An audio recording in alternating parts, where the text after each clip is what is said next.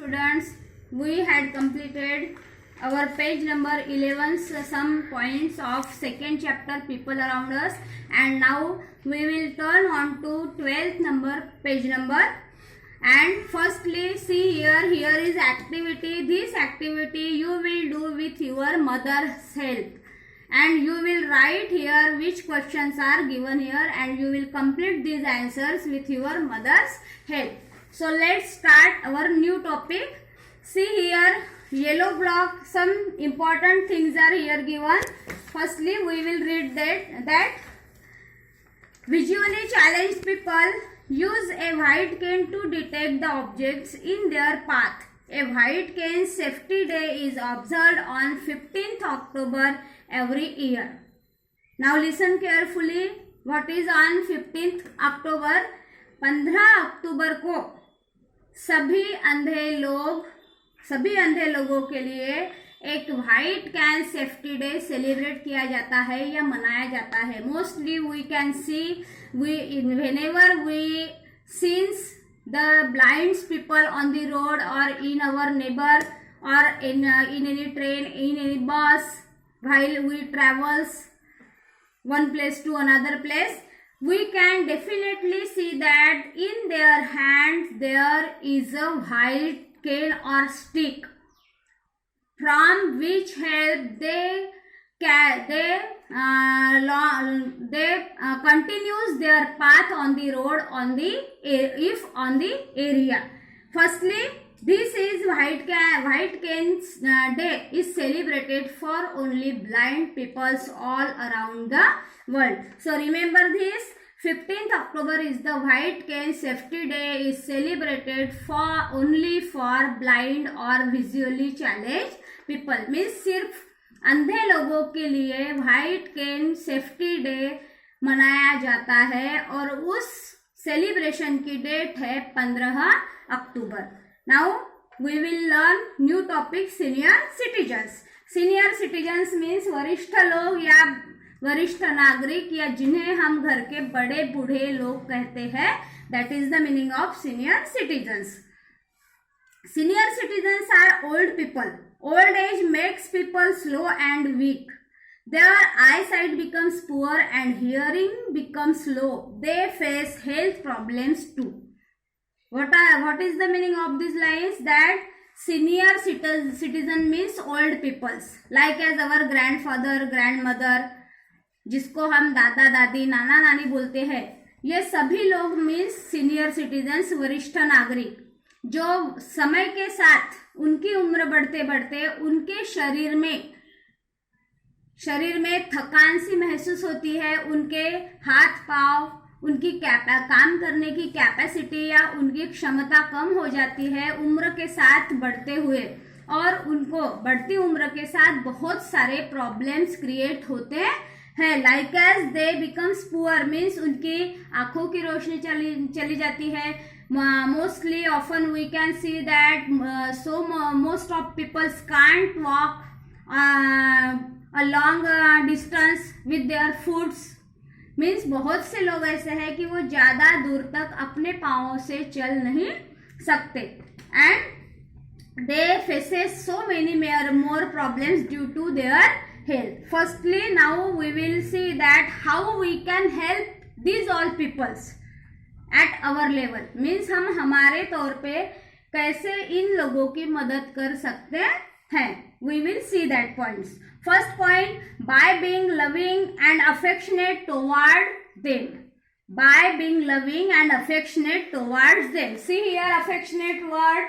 Affectionate means Snehi.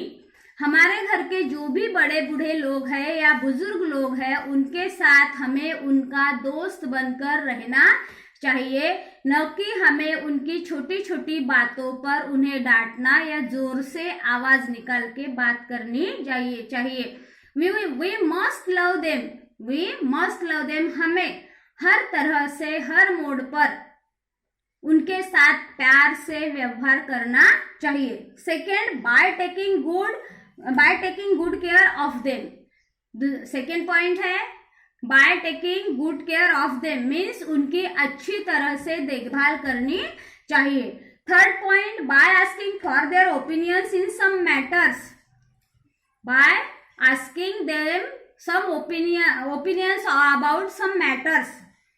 For example, if in any family there are grandparents and we are discussing about any matter due to our family or our society, means अगर हमारे घर में बड़े बूढ़े लोग हैं और हमारी बड़ी फैमिली है, हमारे दादा दादी है या नाना नानी है, और हम किसी एक विषय पर घर में चर्चा कर रहे हैं या फैमिली में चर्चा हो रही है, तो उस चर्चा में उन्हें भी ऐड करना जरूरी है या उन्हें भी उनकी राय जाननी जरूरी है. There here is affectionate and opinion means राय. उनका विचार उस विषय के बारे में क्या है ये भी जानना जरूरी होता है. इससे क्या होगा कि उन्हें लगेगा कि if we are old now but our family member not miss us in any condition. Then by visiting places with them, आप बहुत सी जगहों पर या कुछ जगहों पर उनके साथ जा सकते हो या उन्हें अपने साथ लेके जा सकते हो.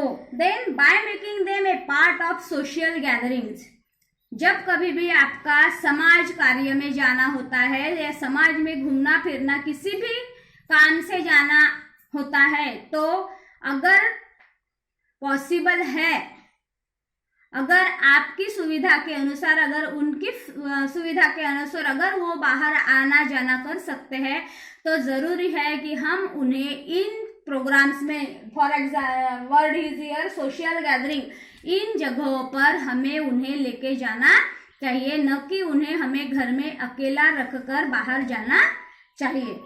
Bye listening to them patiently, उनका कहना हमें धैर्य पूर्वक सुनना चाहिए. उनकी भी अपनी सोच होती है. They have also thinks, they have also what they wants, what they thinks about any matter. we must listen to them carefully. Then most important, by respecting them, और ये सभी चीजें हमको उनके साथ आदर पूर्वक बर्ताव करने के साथ करनी है, न कि हमें उन पर चिढ़ना है, उन पर झुंझलाना है. We can't angry on them while they are discussing or while they are sharing their problems or about any matter or any discussion about any topic. We must hear their thinking or their opinion silently and patiently. Then sick people. Next topic, sick people. Anybody can fall sick. कोई भी बीमार पड़ सकता है, सिर्फ बड़े बूढ़े ही पड़ते हैं ऐसा जरूरी नहीं है. Illness and injury make people helpless, hence they should be taken care of properly. बीमार कोई भी पड़ सकता है. बीमारी और जख्म या बीमारी और कुछ भी जख्म किसी को भी हो सकते हैं और ऐसी असुविधा किसी के भी साथ हो सकती है. Means anyone can sick, anyone can be injured while in an accident, while in a very bad accident. So we can't careless about them, कि हमें उनकी तरफ ध्यान देना ही है. Hence they should be taken care of properly. इसलिए हमें उनका पूरी तरह से अच्छी तरह से ध्यान रखना है और उनकी तबीयत की जिम्मेदारी अच्छे से निभानी है. नाउ व्हाट वी शुड, हम क्या कर सकते हैं ऐसे बीमार लोगों के लिए, हम क्या कर सकते हैं. Firstly, make the patient comfortable.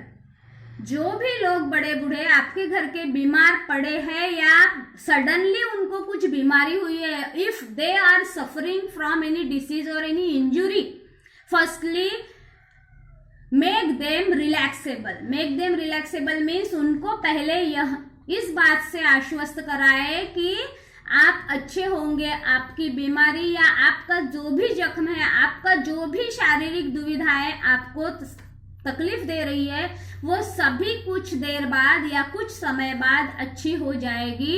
And if you will say this thing only one sentence, patient recovers 50%. हम सिर्फ इतना ही अगर बोलते हैं हमारे घर के बड़े बूढ़े लोगों को, तो वहीं पे उनकी आधी बीमारी भाग जाती है। मीन्स दे बिकेम्स रिलैक्स कि नहीं, हमारे घर में या मेरे घर में कोई तो है कि जो हमारी कद्र करता है, जिनको हमारी फिक्र है, और वहीं पे उनकी आधी चिंता, आधा टेंशन कम हो जाता है। Then keep the room fresh and clean. जो भी बीमार लोग आपके घर में है, our senior citizens or any sick people, like as our father, like as our mummy, like as our brother, sister, any family member in our family, firstly his room or her room must be clean and fresh. Means सबसे पहले बीमार person की room या वो जिस बिस्तर पे सोता है या जहाँ पे उसको रहना है, वो सबसे पहले अच्छे वातावरण युक्त होना चाहिए। क्लीन एंड फ्रेश मीन्स हवा पूरी आनी जानी चाहिए, सनलाइट उस रूम में पहुंचना चाहिए। Then give food and medicine to the patients on time. और लास्ट बात कि जो भी बीमार लोग आपके घर में है, उनकी दवाइयाँ आप समय पर देते रहिए। And in last, definitely if you will care in this way of your grandparents or senior citizens or sick people in your family, definitely they will bless you and they will relax with the negative thinkings in their down age. Down age means उतार वय, जिसको बोलते हैं कि उतरती उम्र में जो है उनको मालूम नहीं होता कि वो कब जाने वाले हैं, कब उनकी मौत होने वाली है। In this way our second lesson is completed here. Thank you, have a nice day.